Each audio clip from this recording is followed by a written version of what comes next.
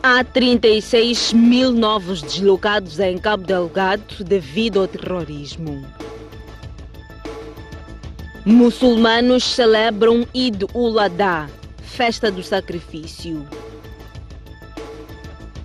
Governo angolano já está a negociar para que o funeral de José Eduardo dos Santos seja em Angola.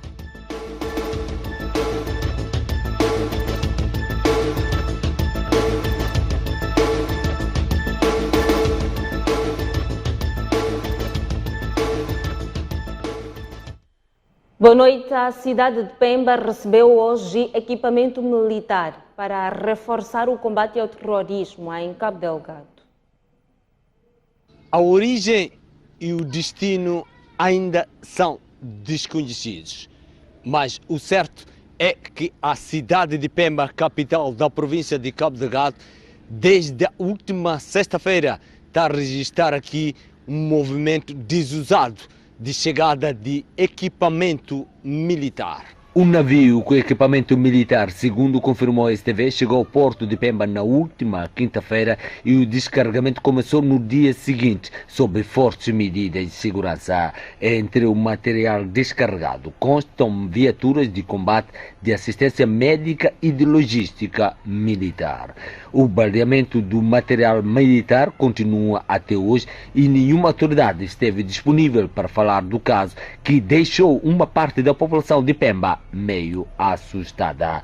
A chegada de equipamento militar, supostamente oriunda da África do Sul, um dos 8 países da África Austral que apoia Moçambique no combate ao terrorismo, chega numa altura em que o grupo armado tende a alastrar-se para a zona sul da província de Cabo Delgado. A chegada de equipamento militar pesado aqui na cidade de Pemba é entendida como um anúncio a intensos combates ao grupo terrorista que está a atacar aqui a província de Cabo Delgado desde 2017. De Pemba, Isidina Chá, STV. Há 36 mil novas pessoas deslocadas em Cabo Delgado devido aos ataques terroristas. Os dados são da Acnur, Agência das Nações Unidas para os Refugiados. Os deslocados não têm comida nem abrigo. Alerta sobre o drama humanitário provocado pela nova onda de deslocados no sul da província de Cabo Delgado foi lançado pela Agência das Nações Unidas para os Refugiados através de um comunicado recentemente publicado. Segundo relata o documento, os recém-deslocados precisam de assistência para salvar suas vidas, incluindo acesso a alimentos, abrigo e serviços básicos. Para minimizar o drama, o Acnur está a trabalhar em colaboração com a equipe da área humanitária do país, parceiros e com o governo da província para garantir ajuda às famílias recém-deslocadas e, devido à situação de segurança considerada volátil nos distritos afetados, a agência considera prematuro promover retornos aos distritos afetados. Outra preocupação da Acnur está relacionada com o abuso dos direitos humanos e os riscos de proteção dos deslocados, particularmente as pessoas com vulnerabilidades adicionais, como pessoas idosas, com deficiência, crianças, mulheres grávidas e solteiras, chefes de família que estão expostas a outros riscos adicionais, como violência sexual, incluindo sexo de sobrevivência. Das cerca de 36 mil pessoas que fugiram dos ataques terroristas na zona sul da província de Cabo Delgado,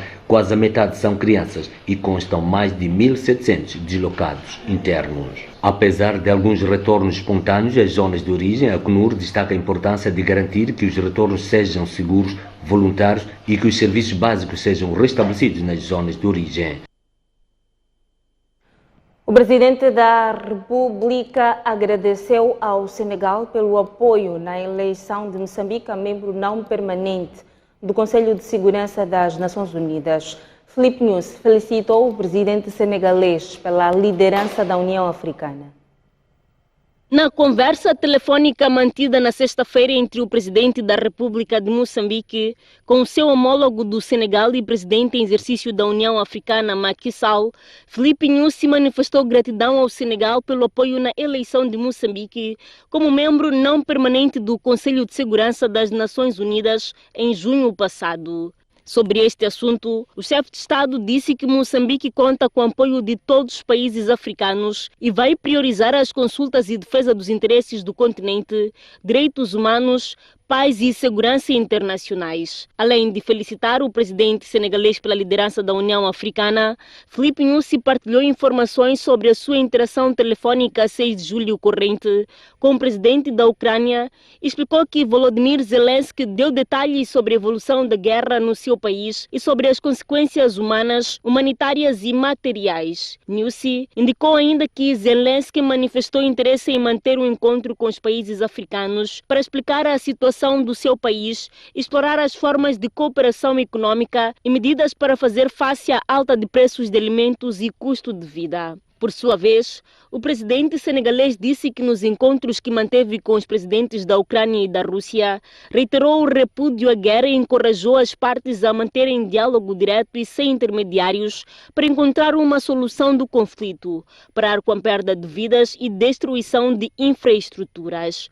Para Nyusi Sall, a África deve desenvolver a agricultura com vista a garantir a segurança alimentar e reduzir a dependência de importações. Os muçulmanos celebram hoje o Eid ul-Adha, a festa do sacrifício. O presidente da República saúda a comunidade muçulmana pela celebração. Os muçulmanos pedem o fim do terrorismo em Cabo Delgado. Salientam que o Islão não tem a ver com as atrocidades dos terroristas. Pedem também que o governo reforce a segurança nas zonas em conflito. As celebrações do Eid ul-Adha marcam o fim da peregrinação a Meca e festa do sacrifício do profeta Abraão.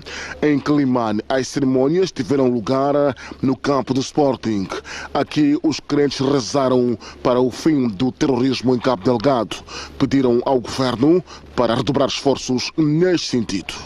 Quando falamos de terrorismo, estamos a falar de ameaças, em que as pessoas ameaçam e não deixam as pessoas à vontade. Então, isso não é lema do Islã. Não é lema do Islã. O Islã condena isso de forma forte. Por isso, estamos a pedir ao governo use todos os meios por forma a acabar com essas pessoas. Porque não é da religião.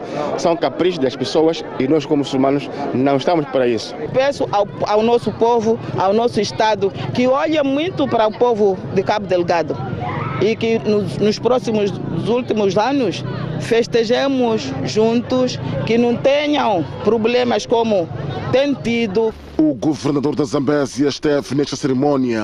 O que está a acontecer é mesmo criar pânico, criar terror para um povo bastante pacífico. E provamos isso quando nos incutiram a guerra para nos dividir, mas fomos nós, como moçambicanos, fomos capazes de juntarmos com as nossas diferenças todas e encontrarmos a paz. Aqui, alhamdulillah, nesta altura, todos os muçulmanos são chamados a sacrificar um animal e ofertar a 3 grupos de pessoas necessitados, amigos e familiares, independentemente da sua crença religiosa. As filhas de José Eduardo dos Santos manifestaram hoje dor e pesar pela morte do pai. Já a UNITA, União Nacional para a Independência Total de Angola, lembra José Eduardo dos Santos como um homem de muitas qualidades e valores.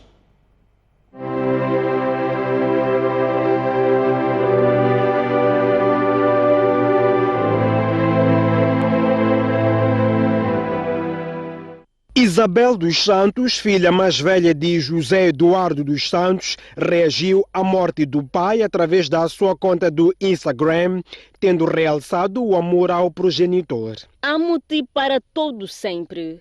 Serei sempre tua filha, serás sempre meu pai, e um dia voltaremos a ver-nos e conversar como sempre. Lê-se na publicação que inclui uma fotografia de pai e a filha. Já a irmã José dos Santos manifestou-se também no Instagram e salientou que os pais nunca morrem porque são o amor mais verdadeiro que os filhos conhecem em toda a vida. Eles vivem para sempre dentro de nós. Neste comunicado, Adalberto Costa Júnior, presidente da União Nacional para a Independência Total de Angola, o segundo maior partido de Angola e na oposição, recordou o papel de José Eduardo dos Santos no processo da paz e não poupou elogios. Lembramos que o engenheiro José Eduardo dos Santos Foi o segundo presidente da República na história de Angola, co-signatário dos múltiplos acordos de paz celebrados com a UNITA. Neste contexto, a direção do Partido UNITA verga-se perante a sua memória e lembra aos angolanos que o malogrado enquanto no exercício do seu magistério e presidindo um partido com visões opostas às da UNITA, revelou-se um homem de fino trato com quem se podia dialogar até nos momentos mais conturbados das disputas interpartidárias. Em resposta ao pedido de José dos Santos, segundo a imprensa internacional, as autoridades judiciais angolanas autorizaram a realização de autópsia a José Eduardo dos Santos, falecido na sexta-feira em Barcelona, mas ainda não há data marcada para o efeito. E o governo angolano aumentou o período de luto nacional de 5 para 7 dias para uma homenagem à altura de dos Santos. A fim de honrar a memória do falecido presidente angolano, o presidente da República Democrática do Congo, Félix Tshisekedi, declarou um dia de luto nacional. O embaixador de Angola em Moçambique disse que o governo e o povo angolano perderam um símbolo da unidade nacional. José João Manuel fala de negociações com a família para que o funeral de José Eduardo dos Santos seja em Angola. Foi um homem de bem, de paz e muito sereno. Ensinou o patriotismo, solidariedade com outras nações africanas e agora deixa seu povo órfão. É assim como o embaixador de Angola em Moçambique descreve José Eduardo dos Santos. Ele foi um grande timoneiro de todos os sucessos que Angola conseguiu alcançar até os dias de hoje. Portanto, a sua morte representa uma grande perda para Angola, muito particularmente, mas também uma perda para o continente africano. Segundo o embaixador, dos Santos sempre pensou em resolver os problemas de outros povos e ajudou na luta contra o apartheid. E Angola, apesar de nem tudo ter saído como planejado, o ex-presidente deixou bases para o desenvolvimento do seu país.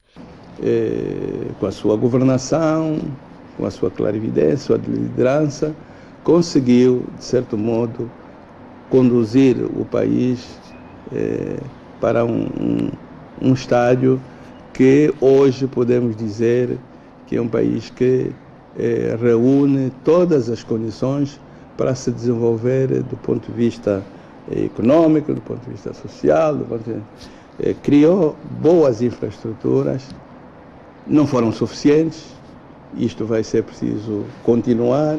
Então podemos dizer que ele, em certa medida, conseguiu cumprir com os seus principais objetivos e o povo angolano agradece. Sobre as cerimônias fúnebres, o governo angolano ainda está a discutir com a família para que seja realizado em Angola com todas as honras que, como presidente, merece. Sensibilizar a família de que o presidente Eduardo dos Santos, por tudo que representa a Angola, deve merecer um enterro condigno de Estado. E esse enterro de Estado, esse funeral de Estado, só pode ser realizado em Angola. Seja qual for a decisão da família, José Manuel diz que o governo vai respeitar. Em Moçambique, a embaixada vai abrir um livro de condolências na terça-feira para todas as entidades que queiram prestar sua homenagem a José Eduardo dos Santos. E hoje o governo de Angola anunciou que vai criar locais públicos para que os cidadãos possam render homenagem a José Eduardo dos Santos. Já existe uma comissão para organizar as exéquias. Uma delegação do governo angolano está em Espanha para negociar os procedimentos administrativos da realização das cerimônias fúnebres. O antigo presidente da República, Joaquim Chissano, lamenta a morte de José Eduardo dos Santos. Joaquim Chissano diz que o ex-chefe de Estado será lembrado como o líder que pacificou Angola. Continuam a chegar as manifestações de pesar pela morte do ex-chefe de Estado de Angola. O antigo presidente da República, Joaquim Chissano, recorda que primeiro trabalhou com José Eduardo dos Santos quando ambos eram ministros dos negócios estrangeiros dos respectivos países, onde lutaram e venceram o apartheid. Depois, como chefes de Estado, enveredaram pela busca da paz para Angola e Moçambique. Então, queremos lembrar o presidente Eduardo dos Santos pelo trabalho que ele fez para que em Angola houvesse paz, que houvesse reconciliação entre as principais forças políticas e para a diversificação da economia que se seguiu ao fim da guerra, o que prometia um avanço no desenvolvimento econômico e social. Chissano diz ser lamentável a morte de José Eduardo dos Santos, pois ainda podia continuar a contribuir para criar uma nova era em Angola. Ele não está já conosco para defender as ideias que ele tinha, mesmo aquelas que ele não conseguiu concretizar ou que concretizou mal. Ele teria talvez as formas de ajudar num esforço conjunto de criar uma nova era para Angola. Chissano considera igualmente que a morte de José Eduardo dos Santos põe de luto Angola, assim como os povos de países de língua oficial portuguesa. O secretário-geral das Nações Unidas destaca o papel de José Eduardo dos Santos na luta pela paz em Angola. Já o presidente sul-africano diz que José Eduardo dos Santos foi um revolucionário. As reações à morte de José Eduardo dos Santos, na sexta-feira em Barcelona, continuam a vir de todos os lados. O secretário-geral das Nações Unidas, António Guterres, destacou a importância do ex-presidente angolano na promoção do multilateralismo e enfatizou a assinatura do acordo de paz que pôs fim à guerra civil em Angola. Para António Guterres, o antigo chefe de Estado transformou Angola num importante parceiro regional e do multilateralismo, bem como lutou para o bem-estar do seu povo. Da África do Sul, o presidente Cyril Ramaphosa diz que dos Santos foi um revolucionário que facilitou o apoio material e militar ao Congresso Nacional Africano, partido no poder, na luta de libertação contra o regime de segregação racial do apartheid. As origens, o percurso e a militância do ex-presidente angolano, assim como a sua formação na antiga União Soviética, identificam-se com a jornada de muitos sul-africanos no seu próprio movimento de libertação. Lê-se na nota publicada no sítio da internet da presidência sul-africana. Hoje, as nossas duas nações estão unidas no luto como estávamos em luta e a África do Sul continuará a honrar a contribuição que o presidente dos Santos fez para construir a República de Angola e trazer a paz à nossa região. Sublinhou Ramaphosa. O presidente russo Vladimir Putin expressou igualmente as suas condolências ao seu homólogo angolano João Lourenço pela morte de José Eduardo dos Santos, realçando o contributo do ex-presidente de Angola para as relações entre os dois países. Putin disse que é difícil subestimar as contribuições de dos Santos no desenvolvimento das relações russo-angolanas e descreveu o ex-presidente como participante ativo na luta pela independência do seu país, o que fez com que conquistasse o respeito dos seus compatriotas por direito próprio e alcançou considerável prestígio internacional. Quem também não ficou indiferente ao desaparecimento físico do segundo presidente de Angola foi o Conselho de Segurança das Nações Unidas, tendo observado um minuto em silêncio na sexta-feira em homenagem a dos Santos e ao ex-primeiro-ministro japonês vítima de baleamento. José Eduardo dos Santos governou Angola durante 38 anos e morreu aos 79 anos de idade. O presidente do Movimento Democrático de Moçambique considera que José Eduardo dos Santos serviu à causa das independências africanas. Lutero Simango salienta que o antigo estadista angolano merece reconhecimento como combatente da liberdade. O antigo presidente da Angola serviu não só Angola, assim como serviu o continente africano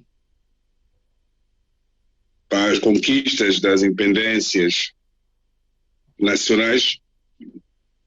Merece um reconhecimento de todos nós, como um estadista, como um combatente da liberdade, e a história saberá julgar os seus efeitos e aquilo que fez, não só para Angola e para a África.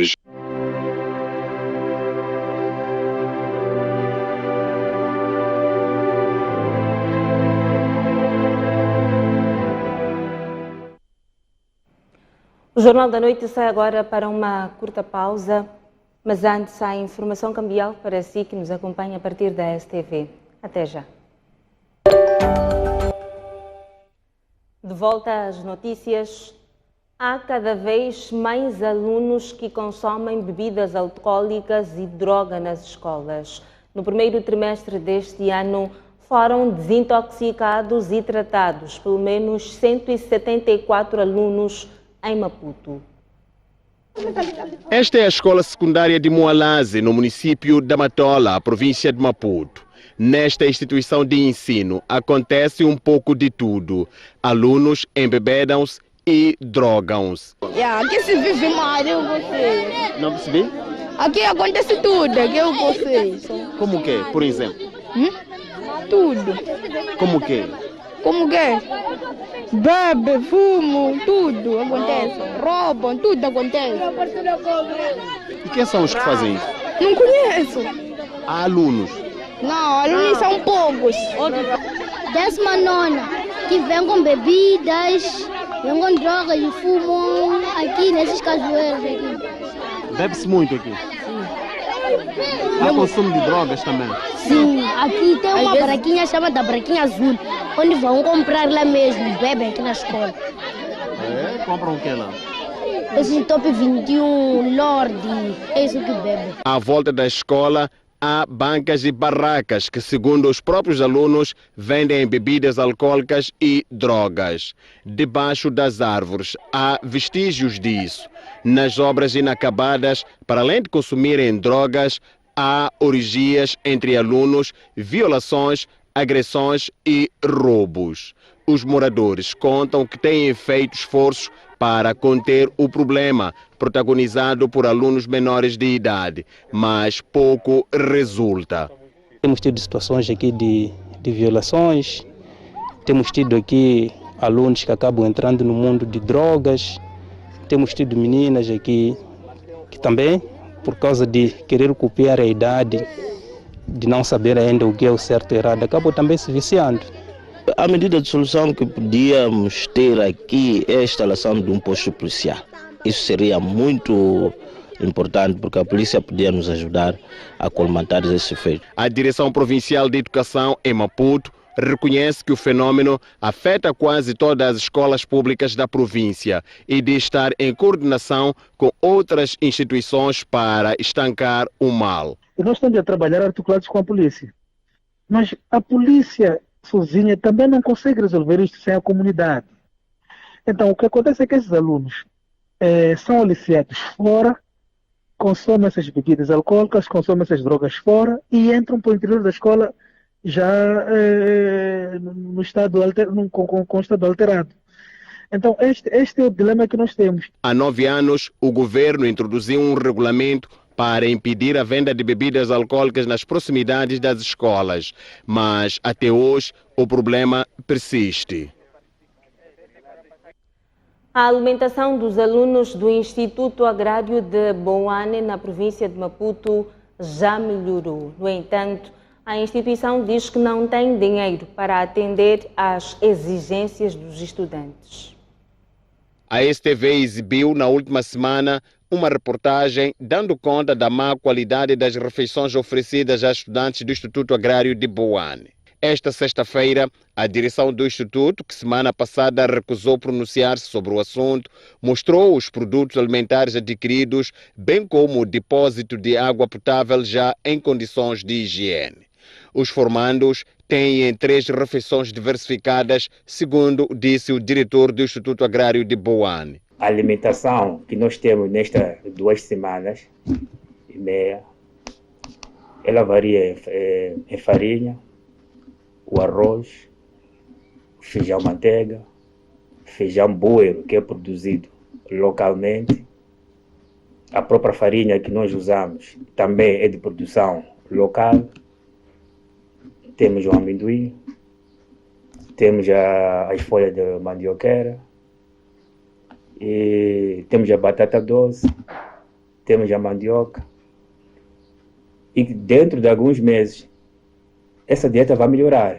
e vai melhorar bastante. O governo canaliza anualmente para o Instituto Agrário de Boane cerca de 1.900.000 meticais, dos quais 600.000 para as despesas de alimentação.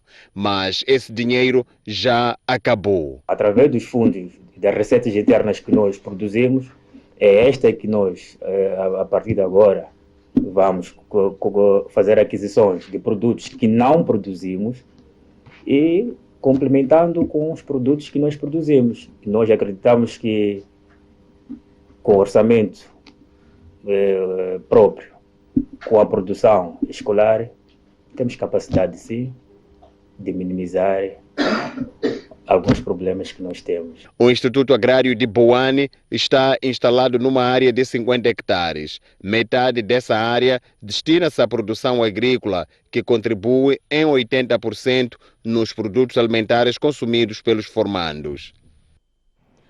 O município de Maputo reconhece que a bacia de retenção de água da chuva no bairro Machaquene C não resolve o problema de inundações. A edilidade promete construir uma nova infraestrutura ainda este ano. Estamos a passar muito mal nessa zona, mas fizeram a bacia não ajuda em nada aqui. Esta bacia de retenção de água da chuva, construída pelo Conselho Municipal da cidade de Maputo, alivia o sofrimento dos moradores do bairro Machaquene C sempre que chove. Entretanto, o investimento não surtiu o efeito desejado, uma vez que as casas e as ruas ficam alagadas, o que causou desespero às famílias. A edilidade explica que a bacia em referência não era para resolver o problema de inundações, mas sim minimizá-lo. A bacia chama-se bacia de infiltração. Serve para a água que está na estrada e naquelas zonas circunvizinhas concorram para a bacia e pouco a pouco ela vai infiltrando para o solo. Portanto, não vai resolver o problema de inundação. Saturnino Chimbezi falava a jornalistas após uma sessão da Assembleia Municipal de Maputo, na qual alguns membros procuraram saber como a edilidade iria resolver o problema que inquieta os residentes do bairro Machaquene C. De acordo com o dirigente, ainda este ano serão construídas valas de drenagem, projeto que está orçado em cerca de 4 mil milhões de meticais. Quando o projeto de saneamento ambiental a decorrer no bairro Machaquene e Pulana Caniço, quando este projeto estiver concluído, a bacia de Machaquene terá pouco significado, pois estamos a falar de obras de grande engenharia que escoarão grande parte dos volumes de águas daquelas zonas. Este projeto passará igualmente pela grande cova que existe adjacente à Avenida de Origem, portanto, estará incluída neste projeto. Esperamos que a situação naquela zona fique melhor. A iniciativa prevê, além do reassentamento de famílias, a construção de 14 quilômetros de um sistema de drenagem e cerca de 9 quilômetros de estradas pavimentadas. Há déficit de técnicos de laboratório em Tete. A província precisa de 80 técnicos, mas só tem 30. O funcionamento dos laboratórios de análises clínicas dos centros de saúde público, criados com a finalidade de desafogar o Hospital Provincial de Tete, continua a funcionar de forma condicionada por falta de técnicos especializados. O diretor do Instituto de Ciências de Saúde em exercício na província, Soaler Rafael, reconhece que o setor enfrenta alguns constrangimentos, designadamente a insuficiência de técnicos de análises clínicas. Na medida em que abrem unidade sanitária, é um setor necessário, o que significa que cada unidade sanitária que abre precisa de técnico de laboratório.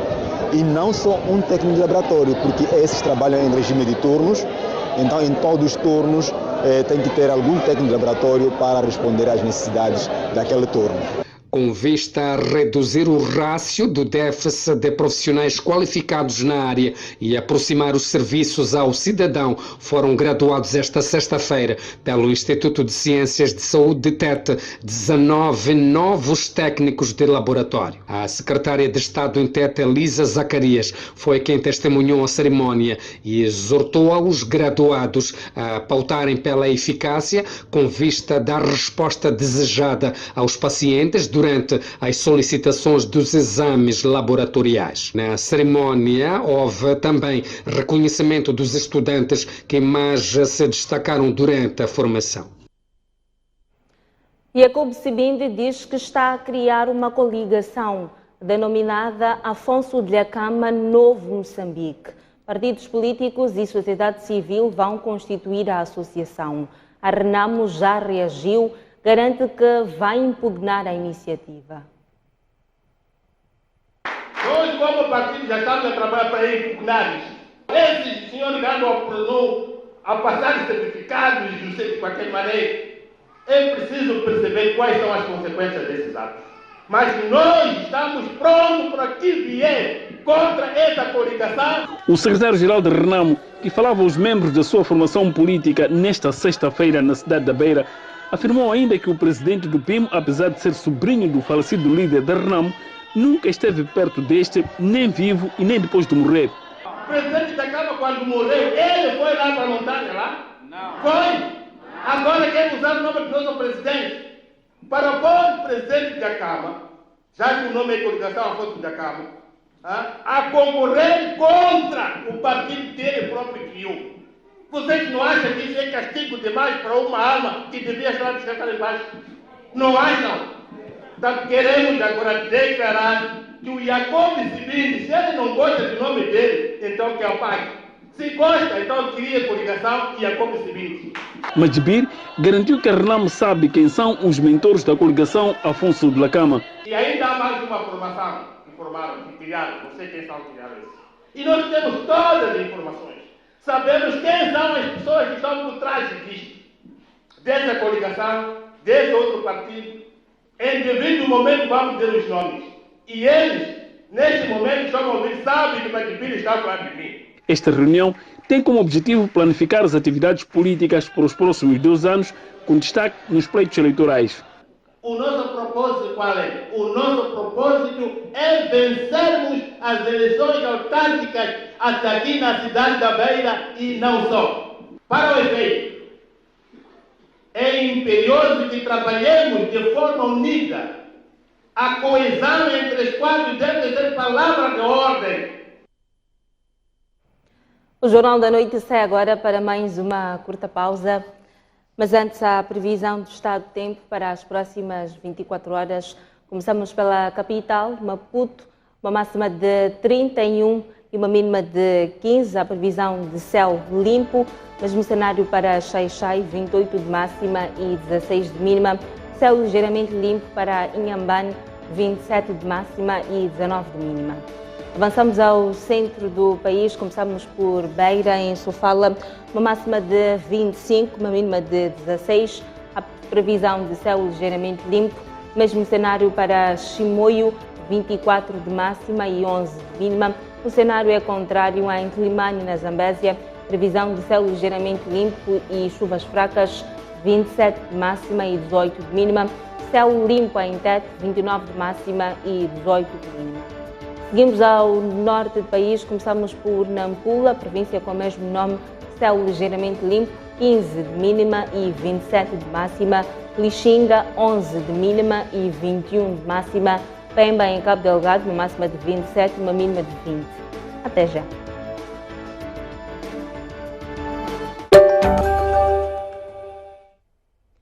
De volta às notícias. Olhamos agora o desporto. A Secretaria do Estado do Desporto pondera passar para uma empresa privada a gestão do Estádio Nacional do Zimpeto. Já estão a ser feitos os contactos com uma empresa sul-africana especializada em gestão de recintos desportivos.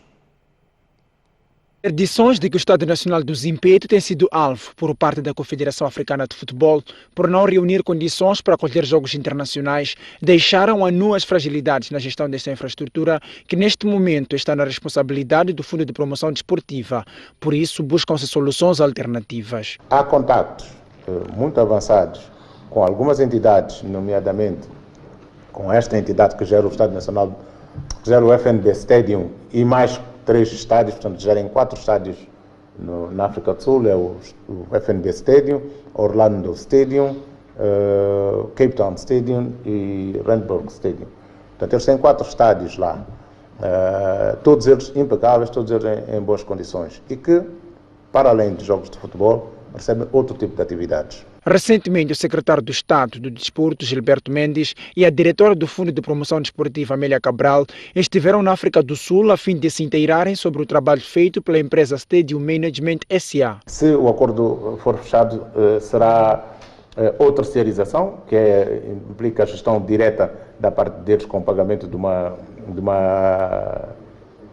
valor ao Estado, ou então a integração do Estado Nacional de Zimpeto no roteiro de atividades que eles têm. Entretanto, deverá começar a breve trecho a segunda fase de reabilitação do Estado Nacional do Zimpeto, que incluirá a componente das casas de banho e a vedação do recinto. O valor global da reabilitação desta infraestrutura é de 60 milhões de meticais.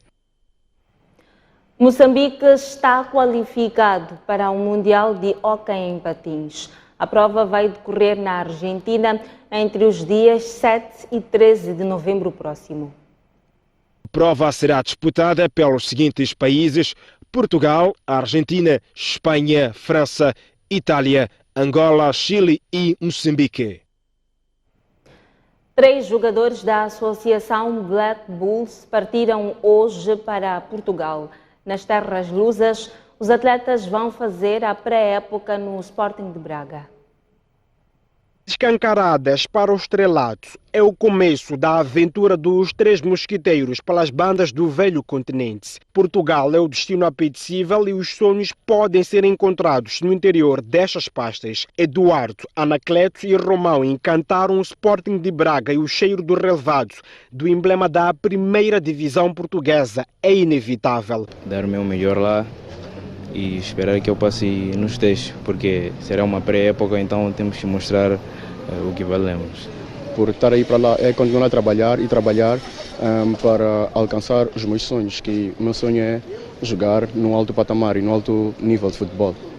Meu foco é chegar lá, dar tudo e conseguir brilhar. O diretor desportivo da Black Bulls, Dino Dulá, olha para esta oportunidade como ímpar, pois reforça o princípio do clube, que é o de colocar jogadores no futebol profissional. Para nós tem um significado muito elevado, até porque este é um dos pilares da Black Bulls, encontrar espaço no futebol profissional para que os nossos talentos possam expor aquilo que é o talento deles. Cauteloso, Dino Dulá deixa o detalhe da ida dos 3 jogadores ao Sporting de Braga, à mercê do futuro. Nesta altura ainda não podemos falar de contrapartidas financeiras porque é prematuro. Romão e Anacleto vão integrar-se à equipa do Sub-23, enquanto Eduardo fará a sua pré-época na equipa dos Júniores. Com o desporto, colocamos um ponto final ao Jornal da Noite. Grata pela atenção dispensada. Nos vemos amanhã à mesma hora. A seguir, acompanhe Noite Informativa no canal de notícias. Hoje falamos essencialmente sobre a tendência de subida do custo de vida e também da aprovação temporária do Estado Nacional do Zimpeto para acolher jogos internacionais. O convite está feito. Até já no canal de notícias. Boa noite.